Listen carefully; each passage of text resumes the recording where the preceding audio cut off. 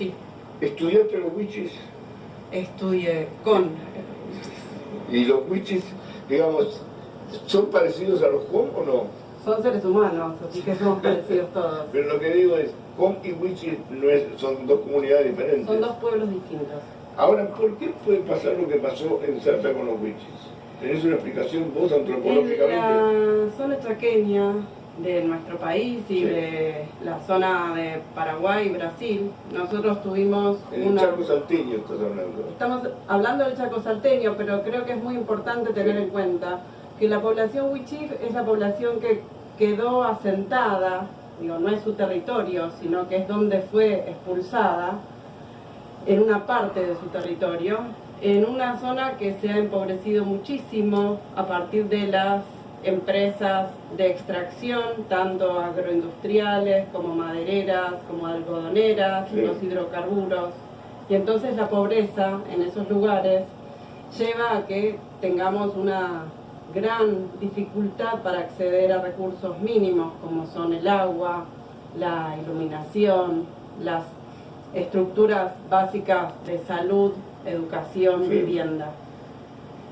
Ahora, Félix, cuando vos te enterás que tus hermanos wichis pasaron lo que pasaron, ¿qué te pasa a vos? Bueno, la verdad que para nosotros cualquier pueblo indígena que sufre esta triste realidad nos afecta a todos, porque vivimos en el territorio donde nos pasa igual que pasa en la zona de Salta, Chaco, Formosa, son regiones extensas y pobladas por varios pueblos indígenas de la región, de lo cual nos afecta mucho esta discriminación que nos aíslan. Por esa razón sufrimos lo que sufre la comunidad indígena, la falta de agua, los caminos en pésimo estado, no se puede tener... ¿Pero eso no ha cambiado nada? ¿No ha cambiado con el plan Belgrano? ¿No cambió nada? No cambió nada porque se usa la figura indígena como un desarrollo que el Estado usa para recaudar fondos a nombre nuestro, ONG que también se ha creado para poder usar la figura indígena, el combate a la pobreza. Yo creo que el indígena siempre ha sido apadrinado y eso creo que es uno de los graves problemas que tenemos, de no tener un diálogo directo con el Estado, con la justicia, con los municipios, y esa es la razón de lo que estamos así. Cuando denunciamos esto, muchos ocultan esta realidad que sufrimos los pueblos indígenas. Ahora, ¿cuántos wichis hay, Eugenia, más o menos? En la zona crítica. Se estima que la población wichí es de 55.000 habitantes aproximadamente. En la zona de Santa Victoria hay 10.000 pobladores que se reconocen indígenas. ¿Se reconocen indígenas y viven en las condiciones que describe Félix, de alguna manera? Sobre todo en la zona de Santa Victoria y lo que sería el departamento de Rivadavia y el área rural del departamento de San Martín. Ahora pregunto, digamos, en estos casos de los tres chicos tenemos muy poca información de por qué murieron estos tres chicos wichis. ¿El tema es un tema de falta de alimentación o es un tema de no conocer reglas de nutrición elementales? Estaba repasando una investigación de una colega del CONICET que realmente hace poco tiempo publicaron el reconocimiento de la farmacia de los pueblos por el conocimiento profundo que tienen de su vegetación y de su salud intercultural. Entonces creo que no tiene que ver con una dificultad cultural, sino que tiene que ver con una dificultad en el encuentro, por así decirlo, de las poblaciones no indígenas en esos territorios. El racismo en nuestro país, en pequeñas gotas, a veces es mucho más cruel que lo que podemos encontrar en la ciudad, ¿no? Pero vos lo sentís así. Sí, la verdad. Ah, perdón. No, te escucho, Chile, si querés opinar. ¿A mí me estabas preguntando? ¿Cómo? No, le pregunté a Félix y lo sentí así, pero digamos. Sí, nosotros lo sentimos así de esa manera porque nosotros que venimos reclamando un diálogo con el Estado para que estos problemas se resuelvan a través de la participación indígena, con asesoramiento técnico, con recursos para que el indígena también sea actor directo de su propia política dentro del territorio. Porque para nosotros, históricamente, el pueblo indígena, el supermercado que ha podido sostener la vida misma de un pueblo es el ambiente, el monte, la laguna, los ríos.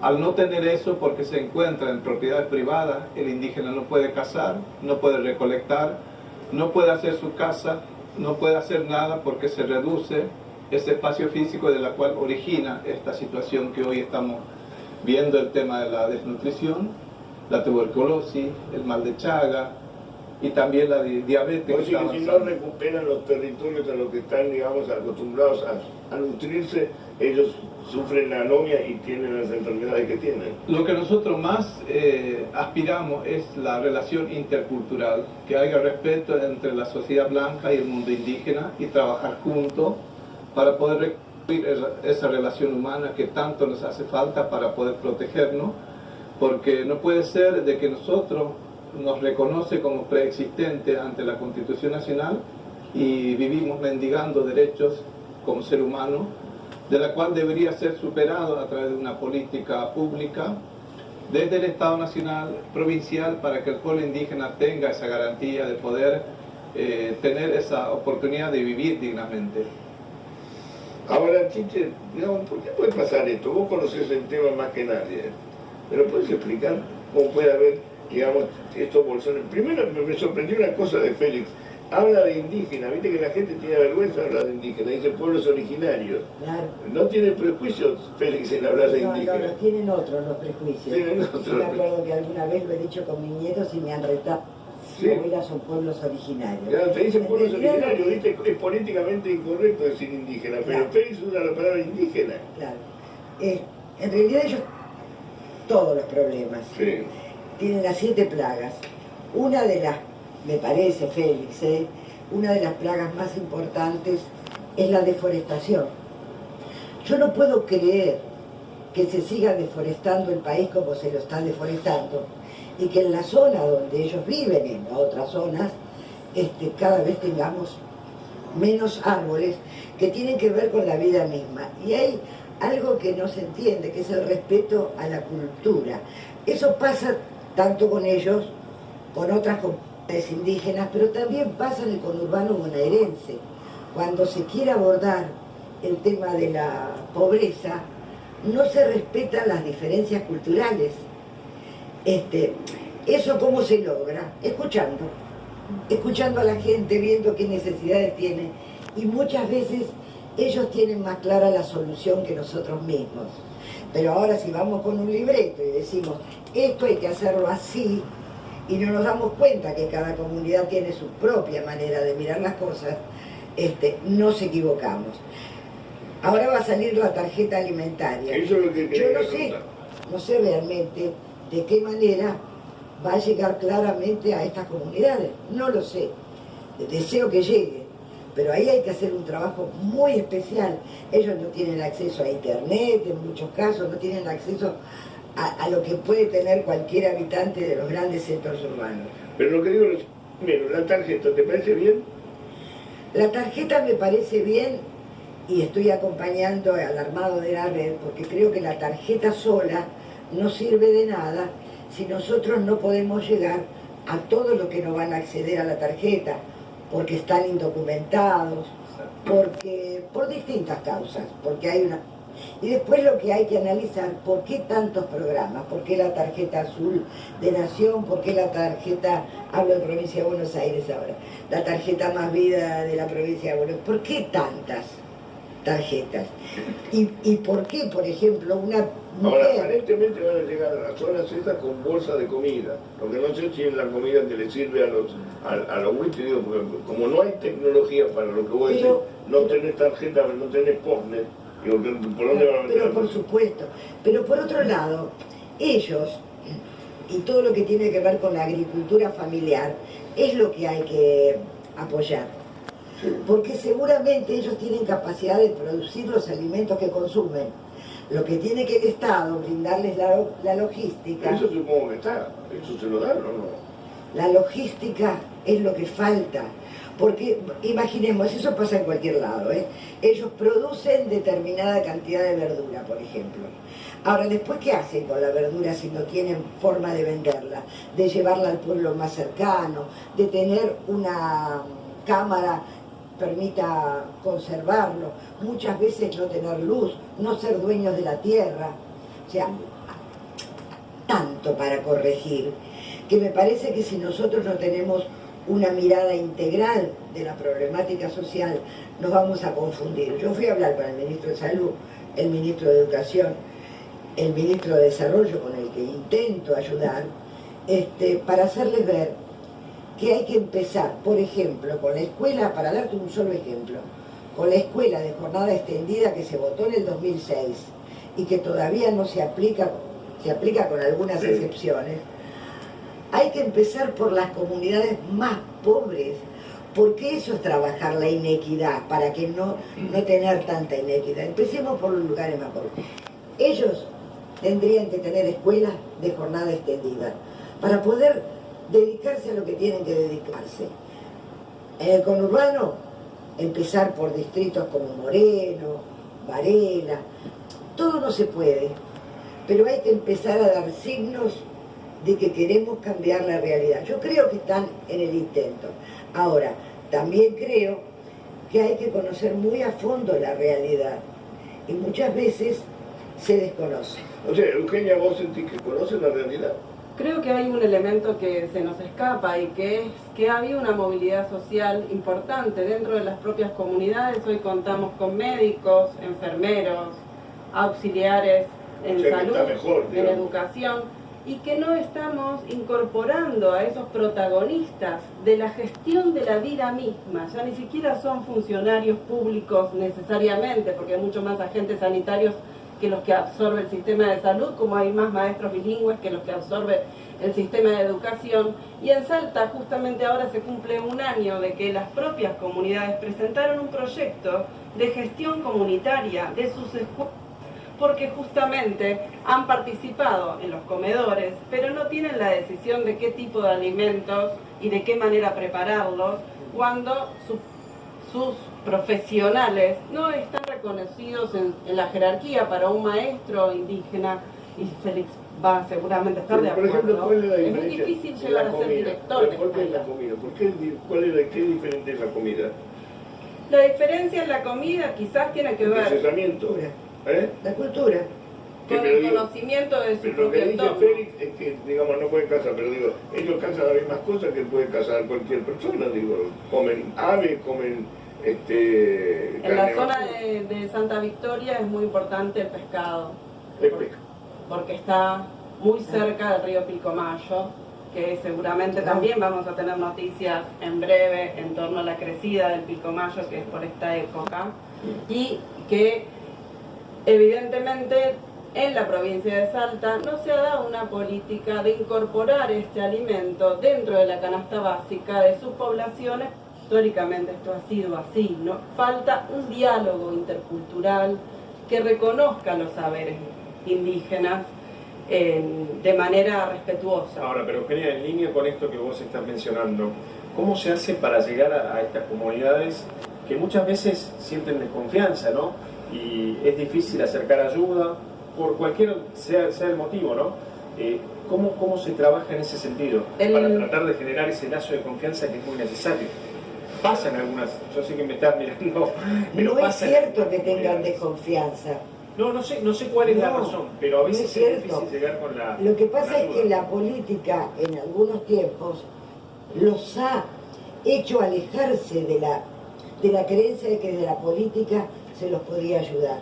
Sí.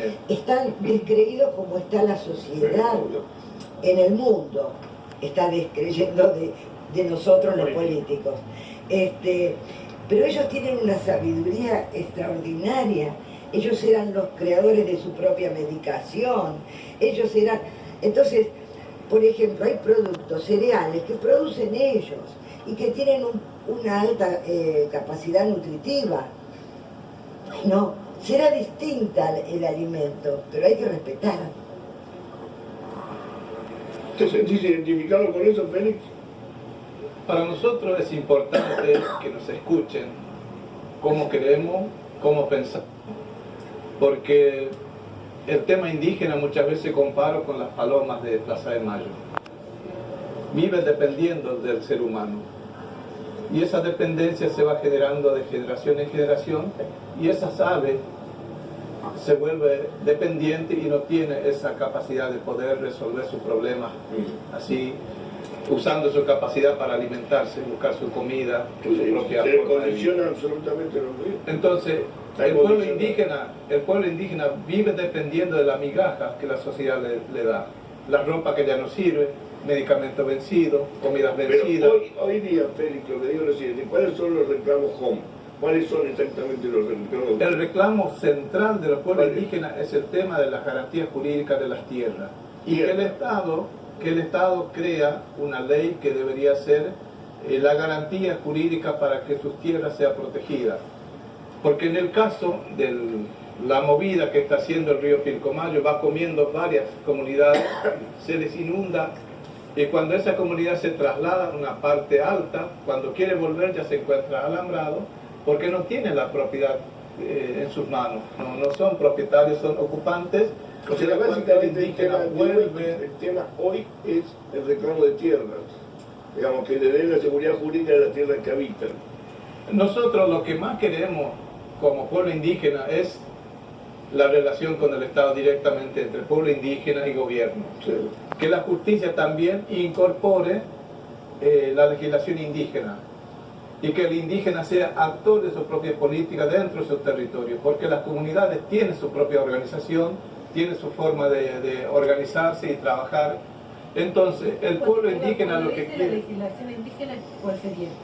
Tenemos varias leyes, la 23.302, la que fue creada en el año 89, que es la que creó el Instituto Nacional de Asuntos Indígenas, la 24.071, la ley 2660, el convenio 169, el artículo 75 y el inciso 17, que son legislaciones protectivas de los indígenas. Esas leyes que fueron creadas justamente para salvaguardar y proteger los derechos indígenas, de la cual están como manipuladas. El Estado mismo deja que las cosas pasen para que el indígena, cuando aparecemos, un niño muerto, un hermano muerto por la tuberculosis, murió por desnutrición, es ahí somos noticia. Pero cuando nosotros presentamos un proyecto, nos ignoran.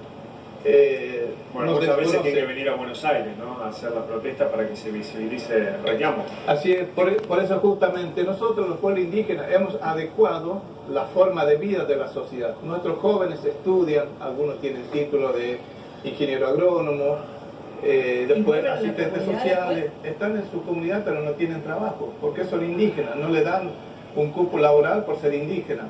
Y eso es grave, que la misma sociedad exige la formación profesional de un indígena, pero cuando llega a tener esa carrera no le dan un trabajo por no pertenecer a una fila de una ideología política partidaria. Por eso el tema indígena es muy complejo, de la cual el Estado tiene que... Es que vos tenés ingenieros agrónomos que son de orígenes indígenas y no los toman por ser indígenas.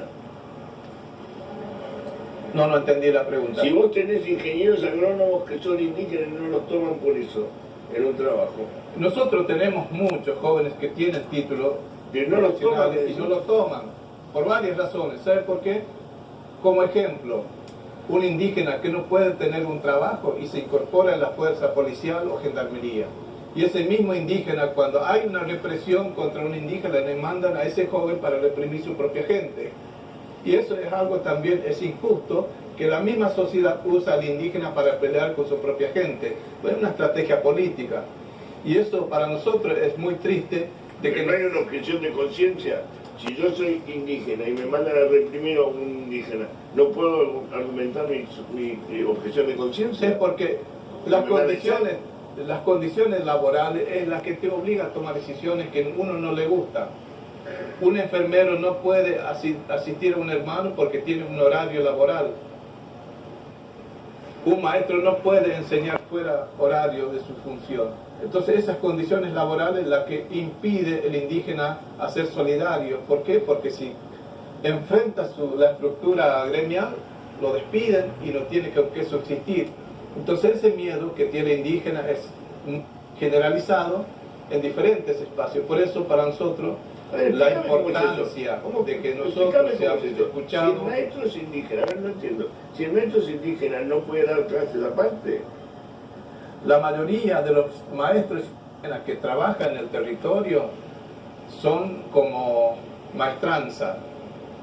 Limpian los baños, pican leña, buscan mercadería, cocinan. Entonces esa no es función de un maestro.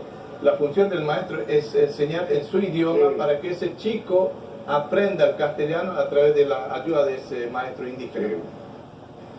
Ahora, sí, yo entiendo lo de las tierras, pero ¿qué ayuda concreta o más inmediata podrían recibir hoy por parte del Estado? Pues es una discusión que no creo que la den rápidamente.